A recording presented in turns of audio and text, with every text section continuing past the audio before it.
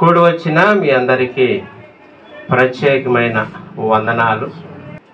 ఈ డిసెంబర్ నెలలో క్రిస్మస్కు సంబంధించినటువంటి చాలా వాక్యాలు మీరు విన్నారు. అవన్నీ మీ మనసులో భద్రపరుచుకోండి, ఇతరులకు ప్రచురం చేయండి. ఇప్పుడు పరిస్థితి ఎంత దారుణం అయిపోయిందంటే అండి, రక్షణతో పని లేదు, రక్షణతో పని లేదు, ఆడంబరం ఎక్కువైపోయింది. మనం ఒక సంఘానికి వెళ్ళినప్పుడు అక్కడ మన స్థితి మనకు కనపడాలి. దేవుడు అక్కడ మన పాపం మనకు చూపించాలి. అది లేదు, అది చూపించటం లేదు. ఇప్పుడు ఏం చూపిస్తున్నారు తెలుసా? ఏం చూపిస్తున్నారు? లైటింగ్ చూపిస్తున్నారు, రంగులు చూపిస్తున్నారు, ఇంకా వ్యర్థమైన వాటిని ఇది దీనితోనే తృప్తిపడి వచ్చేస్తారు తప్ప మనుషులు. ఈ పాపం అనే వ్యాధి అలాగే ఉంటుంది. కాబట్టి ఒక పక్క దేవుని సేవ పెరుగుతుండే కొలది సైతాని సేవ కూడా బలముగా పెరుగుతుంది. అది గుర్తించలేకపోతే మనం దాదాపుగా మోసపోయినట్టే. మీకు ఇంకా అర్థమైనా చెప్పాలంటే, ఒక ప్రోడక్ట్ని పోలి మరొక ప్రోడక్ట్ ఉంటుందా లేదా? సేమ్ యాజ్ టీస్గా ఉంటుంది. అసలు మీరు మార్కెట్లో ఏదైనా కావచ్చు, ఆయిల్ కానించి, తినే ఫుడ్ కానీ, రైస్ కానించి ప్రతిదీ. మరి సేవ కూడా, దేవుని సేవ పెరుగుతున్న కొద్ది సైతాన్ సేవ. ఉదాహరణ ఇంకా చెప్పాలంటే, మోషే కర్ర కింద పడేసినప్పుడు ఏమైంది? మరి ఫరో సైనికులు కూడా, ఫరో మాంత్రికులు కూడా కర్ర కింద పడితే ఏమైంది? అంటే రెండు ఈక్వల్ అయిపోతున్నాయి. నీ కర్ర కింద వేస్తే అది పోవద్దని చెప్పింది ఎవరు? దేవుడు మోషేతో చెప్పాడు. అదే సేమ్ ఎవరు చేశారు? చూసారా? అంటే ఈ రోజుల్లో సేవ అలాగైపోతుంది. నీవు దాన్ని గుర్తించకపోతే నువ్వు పూర్తిగా మోసపోయినట్టే. అందుకే బైబిల్లో చక్కటి మాట ఉంది, వారు ప్రయాసపడుదురు కానీ చెప్పాలి. తర్వాత మాట చెప్పాలి, అగ్నిపాలే చెప్పాలి. ఏంటంటే వారు ప్రయాసపడుదురు కానీ అగ్నిపాలే, నరకపాలైపోతారు అన్నమాట. కాబట్టి మన సంఘంలో ఎవరైనా అడుగు పెడితే అలా నరకానికి వెళ్ళకూడదు. కాబట్టి మీరు అనేకులను ప్రవ్యతకు నడిపించాలి, మన సహవాసానికి నడిపించాలి. కాబట్టి అలా నడిపించడం వల్ల వాళ్ళు వాక్యం రక్షణ పొందుతారు, వాళ్ళు మనం మేలు చేసిన వాళ్ళు అవుతాం కదండి. గొర్రెల్ని కంటది. చెప్పండి, ఏం చేస్తామా? ఒక గొర్రెని ఏం చేస్తుంది? మనం అందరం కూడా ఆయన మేపు గొర్రెలు అంటే మనం ఏం చేయాలి? గొర్రెలను కనాలంటే మనం తీసుకురావాలి. కాబట్టి మనం అలా చేయలేకపోతున్నాం కదా. ఈ 2025లో అనేక ఆత్మను మనం పోగు చేద్దాం, నరకాన్ని పెట్టుకోకుండా. ఇప్పుడు మన వాక్యంలో పెడదాం. యెషయా గ్రంథము 45:22 చదువుకుందాం. 22 భూదిగంతముల నివాసులారా నా వైపు చూసి రక్షణ పొందుడి. మనము అనేక సార్లు విన్న వాక్యమే. మరొకసారి దేవుడు మనతో మాట్లాడుతున్నాడు సూటిగా, అరమర లేకుండా. నా వైపు చూడండి. ఎవరి వైపు చూడాలండి? నా వైపు చూడండి అంటే అర్థం ఏంటంటే అటు ఇటు చూడొద్దని. అటు ఇటు చూడొద్దు ఏమండి. కాబట్టి మనం మేక ఏం చేస్తుందండి? అటు ఇటు చూస్తాయి. మనం కూడా ఎందుకు అటు ఇటు చూస్తున్నామంటే అప్పుడప్పుడు మనం కూడా మేక మాసం తింటున్నాం కాబట్టి అవి పనిచేస్తుంది లోపల. తెలుసా మీకు? ఒక పాస్టర్ గారు వాకింగ్ చెప్తున్నారంట. వాకింగ్ చెప్తుంటే ఆ రోజుల్లో వేసవకాలం పెట్టేవారు మీటింగ్లు. ఒక పిల్లగాడు వేసవకాలం మీటింగ్లు ఎక్కడ పెట్టేవారంటే పొలాల్లో పెట్టేవారు. పొలాల్లో గడ్డి ఉంటారు. ఈ పాస్టర్ గారు వాకింగ్ చెప్తుంటే ఒక పిల్లవాడు గడ్డి పరక తీసుకున్నట్టు నవ్వుతుండే. ఇలాగ గడ్డి పరక తీసుకుని నవ్వుతుంటే ఈ పాస్టర్ గారు చూసే, గేదెకు పుట్టావంటరా, గడ్డి తింటున్నావు అన్నాడంట. ఇంతగా పిల్లవాడు ఎవరంటే ఆ మీటింగ్ పెట్టించినటువంటి వాళ్ళ కొడుకు మాట. ఆ పాస్టర్ గారిని తీసుకొచ్చి మీటింగ్లు ఏర్పాటు చేసినటువంటి ఆ వ్యక్తి కుమారుడు. ఇంకసారి మాట అన్నప్పుడు నాన్నగారు కోపం వచ్చింది. ఆ కోపం వచ్చే లోపే మళ్ళీ పాస్టర్ మాట అన్నారు, ఏదో గేదె పాలు తాగితే ఏమంటాడు అన్నాడట. ఏమన్నాడా? గేదె పాలు తాగుతున్నా కాబట్టి గేదె బుద్ధులు వచ్చానట. అమ్మాయి సార్ కొన్నిసార్లు మనం కూడా గడ్డి తిని పనులు చేస్తూ ఉంటాం. కారణం ఏంటి? గేదె పాలు తాగరా మీరు? ప్యాకెట్ పాలా గేదె పాలా? ప్యాకెట్ పాలు తాగేవాడు అందరూ కూడా ఏం చేస్తారంటే ప్లాస్టిక్ తినేస్తా ఉంటారు. గేదె పాలు తాగేవాళ్ళు అందరూ కూడా ఏం చేస్తారు తెలుసా? గడ్డి తినే పనులు చేస్తారు. కొన్నిసార్లు అంటారు కదా, నీ అన్ని కూడా గడ్డి తినే పనులు అంటారు. అంటే ఆ పని మంచిది కాదని. అలాగే మనం కూడా మేక మాంసం అప్పుడప్పుడు తింటాం కదా, మనకి ఏ బుద్ధి వచ్చింది? అందుకే చూడండి, ఎవరైనా తల మీద కప్పు పెట్టింది అనుకోండి, మనం కూడా కప్పు పెట్టేయాలంతే. అవి పెద్ద అంచు చేరుకున్నది అనుకోండి, అట్టే చూస్తాం. నిన్న మొన్న క్రిస్మస్ దుమ్ముగా జరిగింది ఆంధ్రాలో. ఏమండి లైటింగ్, ఈ లైటింగ్లో చెమికీలు చీరలు కట్టేసుకుని తిరగడం అటు ఇటును తలుకు ఎవరెంత చీర ఎవరేంటి ఇదే చూసుకోవడమే క్రిస్మస్ అంటే. ఇంకా అటు వాక్యం వినరు, అటు ఇటు చూసుకోవడమే నరేష్. ఎక్కడంటే మీరు వాక్యం వింటారు కానీ మంచోళ్ళు.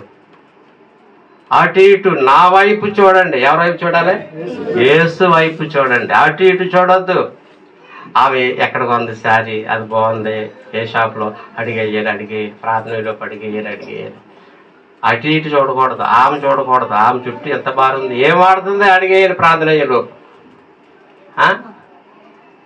వాళ్ళ కారు చూడ, ఏలిళ్ళు చూడ, వాళ్ళ బంగారం చూడ. అందుకే యేసు ప్రభువుని అటు ఇటు చూడొద్దు. మనుషులు చూస్తే మీరు నష్టపోతారా? అందుకని భూలోక నివాసులారా, నా వైపు భూమి మీద నివాసం చేస్తున్నటువంటి ప్రతి మానవుడు మీరు నా వైపే చూడండి. మనుషుల వైపు చూస్తే మీరు నష్టపోతారు. నువ్వు దాదాపుగా నష్టపోతావు మనుషుల వైపు చూస్తే.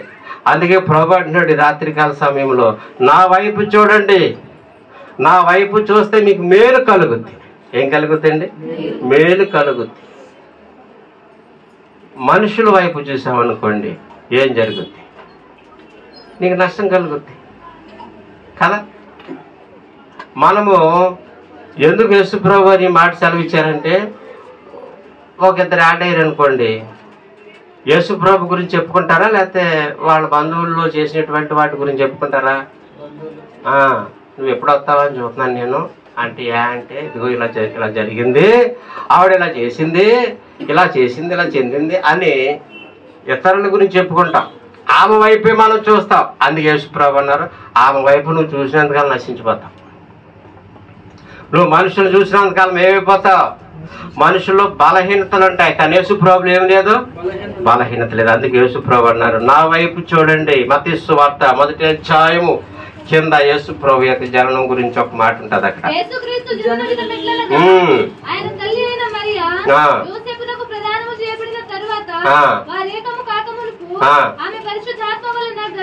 ఏమండి యేసు ప్రభు వారి యొక్క పుట్టుకలు ఏముందండి?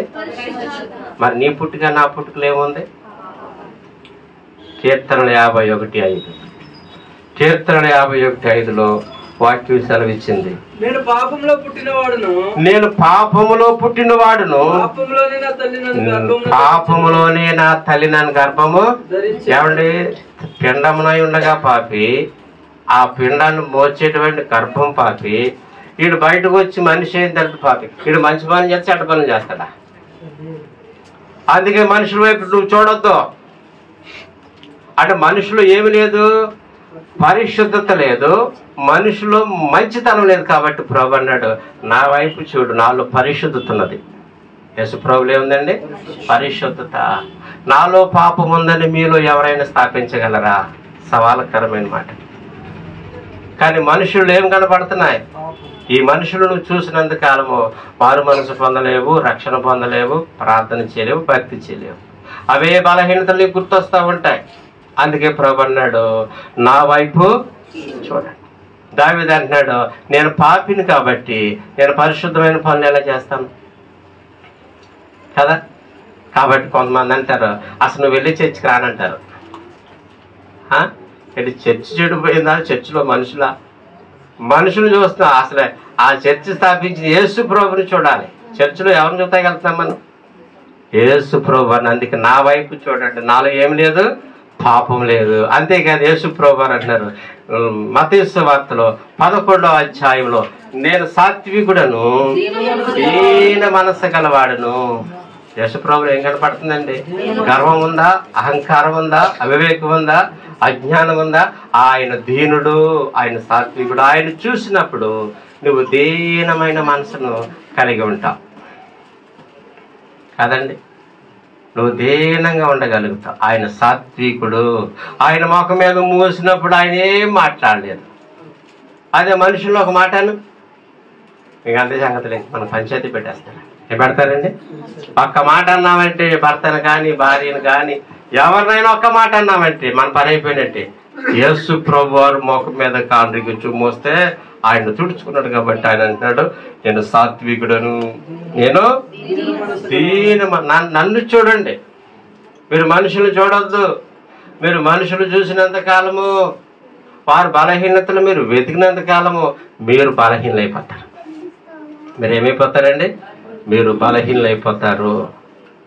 కాబట్టి యేసు క్రీస్తు వారి వైపు ఎందుకు చూడాలంటే వాక్యం సెలవిచ్చింది. చూడండి మత్తయి సువార్త 1:21.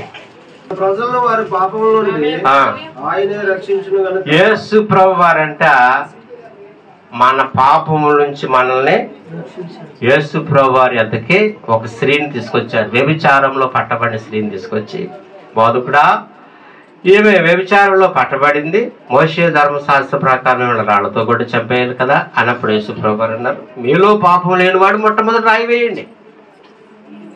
ఈ చేతిలో పట్టుకుని రాళ్ళని కింద పడిపోయి ఆమె మీద పడలేదు, ఎందుకంటే వీళ్ళందరూ పాపులే, బలహీనలే. అప్పుడు యేసు ప్రభు వారు అన్నారు, అమ్మ వెళ్ళేరి. కళ్ళు తెరిచి యేసు ప్రభు వారు చూసి, అమ్మ నేను కొడతాకు వచ్చిన వాళ్ళు చంపుతాకు వచ్చిన లేరంటే వెళ్ళిపోయారు ప్రభు. మరి ఎవరు నిన్ను శిక్షించలేదు ప్రభు. నేను కూడా నిన్ను ఏం చేయను? యేసు ప్రభు శిక్షించేవాడు కాదండి. మనుషులు మాత్రం ఉరి శిక్ష వేస్తారు నీకు. అందుకే మనుషుల వైపు చూడొద్దు. ఎవరైపు చూడకూడదండి? వాళ్ళ బలహీనత వైపు చూడొద్దు.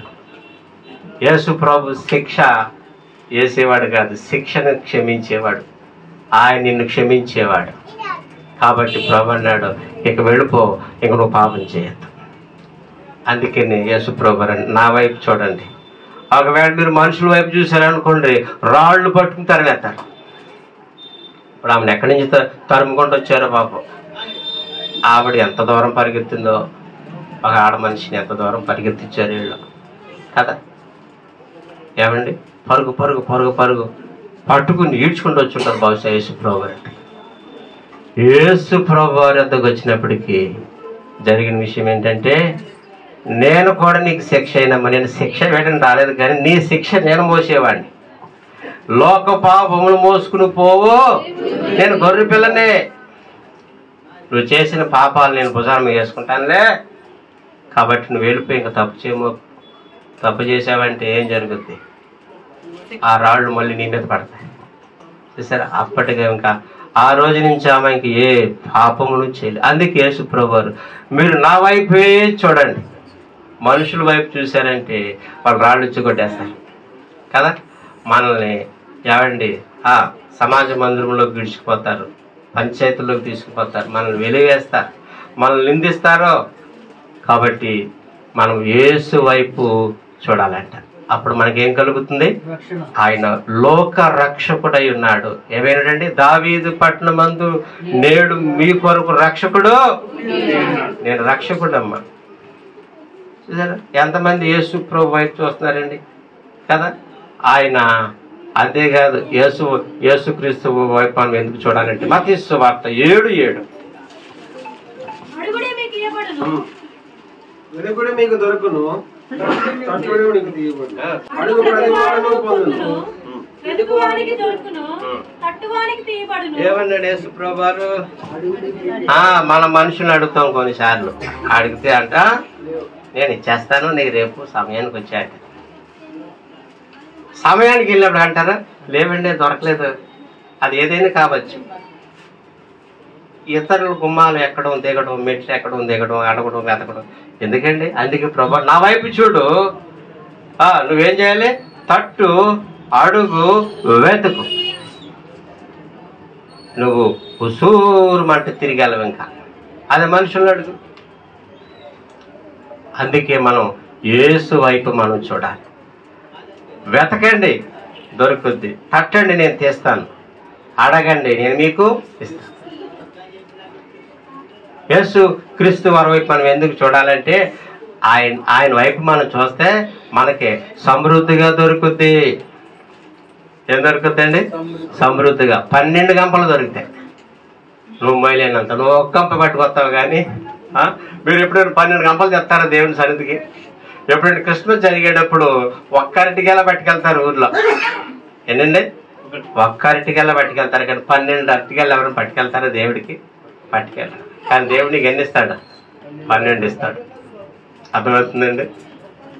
మీరు ఒక కానుక ఇస్తారు, కానీ దేవుడు నీకు ఎన్ని ఇస్తాడు? 12 కానుకలు ఇస్తాడు. గుర్తుపెట్టుకోండి. ఆయన వైపు నువ్వు చూస్తే 12 గంపలు నీకు మిగిలితాయి. అర్థమవుతుంది? అందుకే ఇప్పుడు మనం ఎవరి వైపు చూడాలండి? ఎవరు మనల్ని చూస్తారు? ఎవరు మనకు సహాయం చేస్తారు? యెషయా గ్రంథము 9:6లో ఒక మాట ఉంటుంది, రాజ్యభారము మనకు శిశువు పుట్టెను, మన కుమారుడు అనుగ్రహింపబడెను, ఆయన భుజం మీద రాజ్యభారం అంటే కుటుంబ భారం ఉంది. నీ కోసము నీ పిల్లల కోసము పూచీలు తీసుకునేది ఎవరండి? కదా.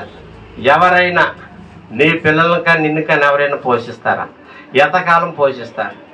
అది వాళ్ళకి ఎంత కష్టమో అది నీకెంత నష్టం. కానీ ప్రభు నీ విషయంలో భారం కలిగి ఉన్నాడు, నీ పిల్లల విషయంలో భారం కలిగి ఉన్నాడు. అందుకే యేసు క్రీస్తు వారి వైపు మనం చూడాలి. యేసు క్రీస్తు వారి వైపు చూడాలి. విశ్వాసాన్ని కర్త దాన్ని కొనసాగించి యేసు వైపు చూడాలి. కాబట్టి ఎందుకు యేసు క్రీస్తు వారి వైపు మనం చూడాలంటే ఆయన మనల్ని మోసేవాడు. ఎవరండి? అంతేకాదు ఆయన గురించి ఇంకో చక్కటి మాట ఏముంది తెలుసా? కీర్తన 41:3, రోగశయం మీద యేసు ప్రభు ఆదరించేవాడు, రోగము కలగా నువ్వు స్వస్థపరిచి. ఎందుకు యేసుక్రీస్తు వైపు మనం చూడాలంటే ఆదరణ ఇచ్చేవాడు. మనుషులు ఆదరణ ఇస్తారా? మనుషులు ఉన్న జబ్బు పూజ చేస్తారు. ఏమండి? వాళ్ళు ఏమంటారో తెలుసా? అమ్మ పలానా ఆమెకు బాగాలేదు, పలానా ఆయనకు బాగాలేదని ఆమెకి ఎందుకు నిన్నదాకా బాగానే తిరిగింది దొంగమక్కలాగంటారు. ఏమంటారండి గమని? ఇప్పుడు నేనే ఉన్నానండి, ఏమైనా వ్యాధి రావడానికి ఏమైనా సంవత్సరాలు పడతాయా? చెప్పలేము. ఎప్పుడేం జరుగుతుంది చెప్పలేమండి. అర్థమవుతుందా? శరీరంలో ఏమేం పోతుందో తెలీదు. మరి ఈ మాట మనం ఉన్నప్పుడు బాధ వస్తాయి కదా. కానీ దేవుడు ఆదరించేవాడు. చెప్పండి, దేవుడు జబ్బు రావడానికి ఆరోగ్యంగా ఉండడానికి సంబంధం లేదు అసలే. అది ఎప్పుడేం జరుగుతుందో హార్ట్లో జరగవచ్చు, లివర్లో జరగవచ్చు, బ్రెయిన్లో జరగవచ్చు. కాబట్టి నేను దాకా బాగా తిరిగింది కదా, ఇటువంటి మాటలు వస్తాయి తప్ప అయ్యో పాపం అలాగా అని ఆదరించే మాటలు ఉండవు అక్కడ. బాగా తిన్నాడు కదా ఏమైపోయింది అంటారు కొంతమంది. ఇవి ఆదరించే మాటల. కానీ ఎందుకు క్రీస్తు వైపు మనం చూడాలి? దేవుడు వ్యాధిలో ఉన్నప్పుడు, నువ్వు మంచం మీద ఉన్నప్పుడు నేనేం చేస్తాడండి? ఆదరించేవాడు, నీకు స్వస్థ ఇచ్చేవాడు. కాబట్టి ప్రభు అన్నాడు నా వైపు చూడండి, మనుషుల వైపు చూడొద్దు అసలు. కాబట్టి గమనించండి, ఎందుకు యేసుక్రీస్తు వైపు మనం చూడాలంటే ఆయన ఏం చేసేవాడండి? ఆయన ఇచ్చే ఆదరణ ఎంత బలమో, ఆయన ఇచ్చే స్వస్థత ఎంత మంచిదండి. హాస్పిటల్కి వెళ్తా అంటాడు, ఈ టెస్టులు బంద్ చేయి, మళ్ళీ టెస్టులు చేయించి అంటాడు. అవి చేపిస్తే ఈ సరిగా ఆంతం మళ్ళీ అంటాడు. మనం తినేస్తాడు. ఇక మనం దాచుకున్నాయని బయట రావాల్సిందే డబ్బులు. కానీ దేవుడు స్వస్థత ఎంత బాగుంటుందండి. అందుకే మనం ఆయన వైపు, మనుషుల వైపు కాదు. కీర్తన 71:6లో మాట్లాడు, గర్భవాసునైనది మొదలుకొని కిందకు వచ్చేసిన తర్వాత వృద్ధాప్యమందు నన్ను నీవు విడనాడకుము అంటే ఇంకో మాట ఏముంటదంటే నన్ను సంకబెట్టువాడువు, తల్లి అయిన మర్చినేమో కానీ నేను నిన్న. ఎందుకు యేసుక్రీస్తు వైపు చూడాలంటే చెప్పాను కదా, కూతురు విడిచిపెట్టేసిన, కొడుకు విడిచిపెట్టేసిన, ఎవరు మనల్ని ఎలాగున్నామని పలకరించకపోయినా కానీ మన దేవుడు మనల్ని ఏం చేసేవాడు? నీవు తల్లి గర్భంలో పిండంలో ఉన్నప్పుడే అప్పటి నుండి నువ్వు వృద్ధుడు అయ్యేదాకా కూడా నేను సంఖ పెట్టుకుని పడేసాయి. అందుకే మనం ఆయన వైపు గుర్తుపెట్టుకోండి. నువ్వు ఆయన వైపు చూడటం మానేసావా అన్నిటికి మనం నోచుకోలేం. అన్ని మన జీవితంలో కరువే. కాబట్టి ప్రభు అన్నాడు, నా వైపు చూసి మీరు రక్షణ పొందండి. ఆయన వైపు మనం చూడాలి. మనుషుల వైపు నువ్వు చూసి లోకం వైపు నువ్వు చూస్తే లోకంలో కలిసిపోతాం. ఏమైపోతామండి? లోకంలో కలిసిపోతాం. ఇప్పుడు ఐరన్ ఉంటుంది కదా, ఐరన్ దేని నుంచి తయారు చేస్తారు? మట్టే కదండి. ఐరన్ దేని నుంచి తయారవుతుంది? మళ్ళీ దాన్ని ఐరన్ తీసుకెళ్ళి బట్టలో పూడ్చిపెట్టండి, బట్టలో కలిసిపోతుంది. లోకం వైపు నువ్వు చూస్తే లోకంలో కలిసిపోతాం. కాబట్టి చూడండి, పరిశుద్ధ గ్రంథంలో మత్తయి సువార్త 14:30లో యేసు వైపు చూసినప్పుడు బాగానే ఉంది, కానీ ఆయన చూపు పక్కకి గాలిని చూచి భయపడి, అంతే. లోకం అంటే సముద్రం అంటే లోకం, గుర్తుపెట్టుకో. సముద్రం అంటే లోకం. యేసు వైపు చూసినప్పుడు అడుగులు బాగానే పడతాయి. గాలిని అటు ఇటు మనుషులు చూస్తే నీటిలో మునిగిపోతాం. నీళ్ళనగా లోకము, పాపంలో కలిసిపోతాం. నువ్వు యేసు ప్రభుని చూస్తేనే స్టాండర్డ్గా ఉండగలుగుతాం. పేతురు ఏం చేశాడండి? ప్రభా మీరు నడిచారు కదా, నేను నడుస్తాను. సరే రా అన్నాడు. ఒక అడుగు బాగానే వేసాడు. యేసు ప్రభు వారిని చూస్తే బాగుండేది, కానీ పక్కకు చూశాడు. గాలిని చూసి ఏమైపోయాడు? మునిగిపోయాడు. 2వ సమూయేలు 11వ అధ్యాయము 2వ వచనం. ఒకానొక దినమున దావీదు పడక మీద నుండి లేచి 2వ సమూయేలు రాజనగర్ మిద్ది మీద నడుచుచు పైనుండి చూచుచుండగా స్నానం చేయ ఒక స్త్రీ కనబడిను. సరిపోద్ది. కొంతమంది ఫోన్ ఇచ్చుకుని మిద్దె ఎక్కేస్తారు. పైనుంచి చూడొద్దు, ప్రమాదం. గుర్తుపెట్టుకోండి. విశ్వాసులైన వారు ఎప్పుడు పైనుంచి కిందకు చూడొద్దు. చూడలేని దృశ్యాలు చూడవలసి వస్తారు. కనపడిన వాళ్ళు మనకు కనపడతా ఉంటారు. అసలు ఒక విశ్వాసం ఎప్పుడు కూడా బిల్డింగ్ మీద అటు తిరగద్దు, అది ప్రమాదం. తెలిసి మీకు ఆ విషయం. రోడ్డు మీద వెళ్తున్నప్పుడు మనకేం కాదు, కానీ మనం ఒక మిద్దె ఎక్కి అంటే బిల్డింగ్ ఎక్కి చూసినప్పటికీ 4 దిక్కులు మనం చూస్తాం. 4 దిక్కులే 4 బిల్డింగ్లు ఉంటాయి. అక్కడ వాళ్ళు మనం చూడ, మనం వాళ్ళని చూడ. ఇది ప్రమాదం కదా. మన పని ఏది మనం చేసుకోవాలి. ఈయన పని ఏంటి? దానికి పోవాలి. కానీ ఈయన ఎవరిని చూశాడంటే యేసు వైపు చూడలేదు. చూడకూడని దృశ్యం చూసి ఏమైపోయాడండి? పాపంలో పడిపోయాడు. అర్థమవుతుందా? యేసు వైపు చూసినంత కాలము బాగుంటుంది కదా. యేసుక్రీస్తు వైపు చూసినప్పుడు నూతన బలం వస్తుంది. యెషయా గ్రంథము 40వ అధ్యాయము 31వ వచనం 40:31. యెహోవా కొరకు ఎదురు చూచేవారు నూతన బలము పొందిదరు. వారు పక్షి రాజు వలె రెక్కల చాపి పైకి వెళ్తావా, కిందకి వెళ్తావా? మనం పైకి చూడాలి కదండి. యేసు వైపు చూసినప్పుడు నీలో ఒక బలం వస్తుంది. మనుషులను చూసినప్పుడు పాపంలో పడిపోతాం. దావీదు ఎక్కడ పడ్డా? నువ్వు సెల్ ఫోన్ చూసినా పాపంలో పడతావు. గుర్తుపెట్టుకో. సినిమాలు చూసినా పాపంలో పడిపోతాం. పక్క వాళ్ళు చూసినా పాపంలో పడిపోతాం. క్రీస్తు వైపే నువ్వు చూడాలి. యేసు వైపే మనం చూడాలి. పక్క వాళ్ళు చూడొద్దు. ఆవిడ వేసుకున్న బంగారం చూడొద్దు. వాళ్ళు కట్టుకున్న ఇల్లు చూడొద్దు. అవి ఎందుకండి? అవి ఏమైనా పరలోకం వస్తాయా? బంగారం వస్తుందా పరలోకం? బట్టలు వస్తాయా పరలోకం? దెయ్యం అంటదే. చూడు వాళ్ళు ఎలా సంపాదించుకుంటున్నారు. దెయ్యం అది. ఏంటంటే అది నేను పాడు చేసే దెయ్యం. అలాంటి చూడదు. క్రీస్తు వైపు నువ్వు చూడాలి. అటువంటి వాడిని చూపించి నిన్ను సైతానుడు కింద పడేస్తాడు. గవర్నమెంట్ ఉద్యోగం చేసేవాళ్ళని, వ్యాపారాలు చేసి సంపాదించేవాళ్ళని, కార్ల మీద తిరిగేవాళ్ళని, బంగారం పెట్టుకునేవాళ్ళని, ఏళ్ళ సెలబ్రిటీని చూస్తే దైవం వచ్చి కూర్చుంటుంది హృదయంలో. అందుకే ప్రభువును నా వైపు చూడండి. దావీదు యేసు వైపు చూడలేదు ఆ క్షణంలో. కాబట్టి పడిపోయాడు. ఇంట్లో మరణాలు వచ్చినాయి, ఇంట్లోకి ఆర్థిక ఇబ్బందులు వచ్చినాయి, నష్టాలు వచ్చినాయి. ఆయన మరణం దాకా వచ్చేసింది. సొంత కుమారుడే చంపడానికి తిరిగాడు. యేసు ప్రభుని చూడనప్పుడు ఇటువంటిది వస్తుంది జీవితంలో. నువ్వు లోకాన్ని చూసినప్పుడు, మనుషులను చూసినప్పుడు, పాపాన్ని చూసినప్పుడు, మనుషులను ఆశించినప్పుడు నిన్ను మరణం వెంటాడద్దు తెలుసా.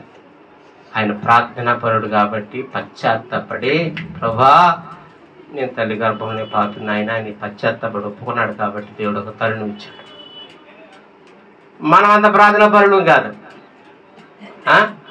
మనకంత ప్రార్థన లేదు. ప్రార్థన లేకపోతే అంతే సంగతులు. ఇంకా చాలా జాగ్రత్తగా ఉండాలి. అర్థమైందండి. మిద్ది మీదకి ఎక్కి కిందకు చూశాడు. ఇప్పుడు సెల్ ఇచ్చుకుని ఇప్పుడు స్టైల్కి పైకి వెళ్ళిపోతున్నారు. ఆ తల్లి కూడా అడగదు, ఏంటి ఇంతసేపు నీకు, ఎవరితో ఏంటి అని అడగదు. తల్లి కూడా అడగాలి. ఏం చేయాలండి? అడగాలి. అడగకపోతే తప్పు. పూచి తీసుకోవాలి పిల్లల మీద. తెలుసా ఈ రోజుల్లో ఎంత భయంకరమైనటువంటి వార్తలు మనం వింటున్నాం ఈ ఫోన్లు వచ్చిన తర్వాత. అర్థమవుతుందండి. చాలా కేర్ఫుల్గా ఉంటుంది తల్లిదండ్రులు. తర్వాత మనం ఏమి చేయలేం, మూల్యం చెల్లించుకోవడం తప్ప మనం ఏమి చేయలేం. దావీదు మూల్యం చెల్లించాడు, యేసు వైపు చూడలేకపోయాడు. రావాలి కాలేజీ నుంచి, స్కూల్ నుంచి, కొంచెం స్నానం చేయాలి, ఇది తినాలి, హోంవర్క్ చేసుకోవాలి, చక్కగా బైబిల్ చదువుకోవాలి, కుటుంబారాధన చేసుకోవాలి. అంతేగాని మిద్దుల మీద కాటి మీటి మనం తిరగద్దు. తిరిగితే ప్రమాదం. గుర్తుపెట్టుకోండి, రోజులు బాగోలేదు. కాబట్టి దావీదు ఎంతో మూల్యం చెల్లించాడు. పిల్లలు చనిపోయారు. 2వ రాజులు 5:20 కూడా చదువుకుందాం. నయమానును కలుసుకొనుటకై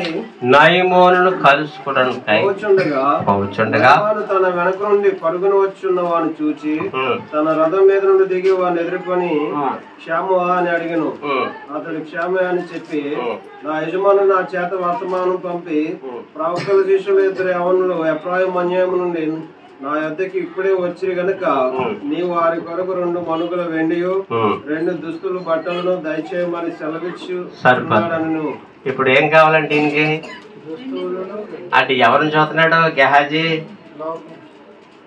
వస్త్రాలు, బంగారం, వెండి 3 ఉన్నాయా 2 ఉన్నాయా?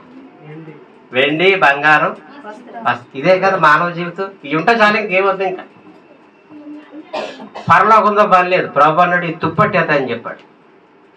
బంగారం, వస్త్రాలు చెమట కొడుతుంది, బంగారం కూడా ఏమవుతుంది? చెమట కొడుతుంది. యేసు ప్రభు రాకడలో గుర్తుపెట్టుకో. ఏమండి బంగారం ఏమండి? ఆ పక్క ఆవిడ తాడు చేపించింది. ఆ తాడు చాలా వెరైటీగా ఉందండి. నాకు కొంటారా? చెప్పండి. ఇక రోజు ఇంకా జలగా ఇంట్లో జలగా ఇంకా పీల్చేస్తా ఉంటుంది. అప్పుడు ఈయన ఏం చేస్తాడంటే గప్ప చెప్పు బాధపడలేకపోతుంది. మా ఎవడు కూడా కొంచెం హైలైట్గా ఉండాలి కదా. ఏమన్నా డబ్బులు ఉంటే చేయించుకుంటే తప్పే ఉంది, కానీ వద్దంటే నేను చేయించుకోండి. ఈయన ఎవరి వైపు చూసాడండి? బంగారం వైపు, వస్త్రాల వైపు, వెండి వైపు. చాలా జాగ్రత్తగా ఉండాలి. మన ఆత్మీయ జీవితాన్ని పాడు చేసేస్తాం. అంటే ఎవరో చేయించుకుంటే వాళ్ళకి చేయించుకునే స్తోమత ఉందండి. నీకు కూడా చేయించుకునే స్తోమత వచ్చేవారు కాదు. 4 గాజులు ఏంటి, 10 గాజులు తాడు వేసుకోవచ్చు. 10 గాజులు వేసుకుంటావు, 100 గాజులు మామూలుగా వేసుకుంటావు. అటు వడ్డానం చేయించుకో అందంగా. ఒక కిరీటం చేయించుకో. అంటే జీడిపప్పు అంటే పప్పమాల కూడా వేసుకోవచ్చండి, గింజలు కూడా వేసుకుని తాగొచ్చు. కానీ లేకుండా మాత్రం చెయ్యదు. అది మనకు శోధన. గుర్తుపెట్టుకోండి. ప్రభు నిన్ను దీవించి, నీ రెక్కలను దీవించి నీకు ఇస్తే చేయించుకో, తప్పలేదు. యేసు వైపు మనం చూడాలి. నీకు లోతైన ఆత్మీయత ఉంటే బంగారం కూడా నీకు రుచించదు, వస్త్రం కూడా నీకు రుచించదు. గుర్తుపెట్టుకో. వాటి మనసే ఉండదు అది చెప్పాలంటే. ఇక్కడ సేవకుడికి ఏం లేదు బంగారం మీద, నా యజమానుడికి ఏం లేదు, మనసు లేదంటే మనసులో ఎవరున్నారు ఆయనకి? యేసు ప్రభు. బంగారు పీజులు ఉన్నాయి, బంగారు బిల్డింగ్లు ఉన్నాయి, పర్లో అది చూస్తున్నాడు ఆయన. ఈ భక్తి నేర్చుకుంటూ వచ్చినటువంటి పిచ్చోడికి అది అర్థం, అంత లోతైన ఆత్మీయత లేదు. ఇంకా ఆ చిన్న బంగారాన్ని కాసిపడ్డాడు, పోనీ ఏమైనా ఆశీర్వాదం ఉందంటే ఏం లేదు, మొత్తం నష్టపోయాడు. ఒక లోతైన ఆత్మీయత ప్రభు యొక్క తాకుదల నీకు తగిలితే నీకు బంగారం మీద కూడా ఉండదు. వస్త్రాలు పిచ్చి ఉండదు, బంగారం పిచ్చి ఉండదు, లోక పిచ్చి అసలే ఉండదు. జాగ్రత్త. ప్రభువే మనకు బంగారం.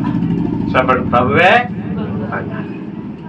ఎప్పుడన్నా మీ భార్య బంగారం ఏదైనా చేయించుకునే దానికి ఇస్తాను నేనే కదా. 50 కేజీల బంగారం నేను ఉండగా నీకు బంగారం ఎందుకన్నా? అప్పుడు నువ్వేమనాలంటే నీవే బంగారం కదా బంగారం అనాలి. కొన్ని రోజులు మా పాస్టర్ గారిని బంగారం అని పిలిచింది, ఆవిడ నన్ను బంగారం అని పిలిచింది. ఇప్పుడు మర్చిపోయి ఇప్పుడు కొత్త పేర్లు పెట్టి స్వీట్ అని పెట్టాను. నేను ఏం పెట్టాను?